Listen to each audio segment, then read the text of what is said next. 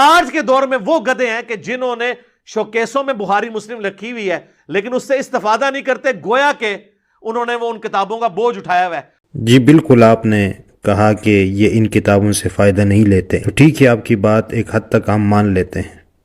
کو حیران کن بات بتاؤں، یہ لوگوں کو یقین نہیں آئے گا، آپ بخاری شریف کھولیں، حضرت زبیر جب شہید ہوئے نا، آج کے اربوں روپے کے مقروض تھے، بعد میں کتنی مشکل سے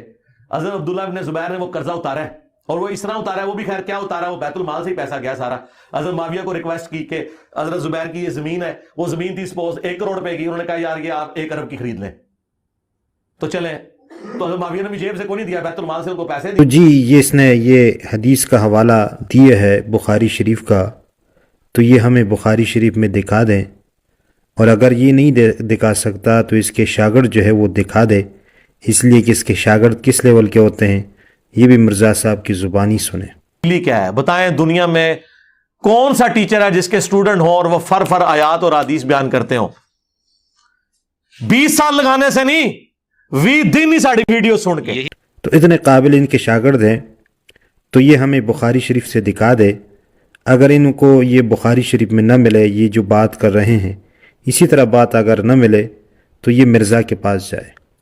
اور جب مرزا صاحب کے پاس جائے تو اس کو بولے کہ بھئی حدیث دکھا دیں، اور اگر وہ حدیث نہیں دکھا رہا تو جوتے نکال کے اس کے سر پہ مارے۔ آپ ہمیں جوتیاں بھی مارے، ہمیں رونے کی بھی اجازت نہیں دیں گے؟ تو سر ہم وہ نہیں ہے کہ جوتیاں کھانے کے بعد روئیں گے، ہم وہ جوتیاں جو ہے نا وہ آپ کے سروں پہ علمی طور پہ آپ کی پبلک سے پڑھوائیں گے، کیونکہ ہمارے پاس تو یہ ذریعہ ہے نا، چونکہ ان کا دعویٰ ہے ان کی جوتی ان کے سر پہ مار رہا ہوں۔ اور اگر وہ آگے سے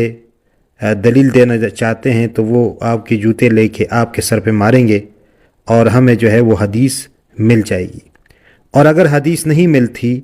تو آپ نے بھی کہنا ہے، ہم نے کہنا ہے کہ مرزا سب سے بڑا گدھا ہے، اس لیے اس کے سامنے کتابیں پڑھی ہے اور اس نے کتاب سے استفادہ نہیں کیا۔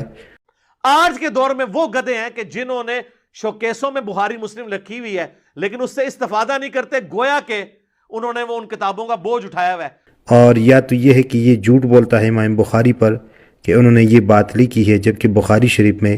یہ حدیث نہیں ہے۔ بس اللہ تعالیٰ سے دعا ہے کہ اللہ تعالیٰ ہم سب کو اس طرح فتنوں سے محفوظ فرمائے، اور اللہ تعالیٰ ہم سب کو قرآن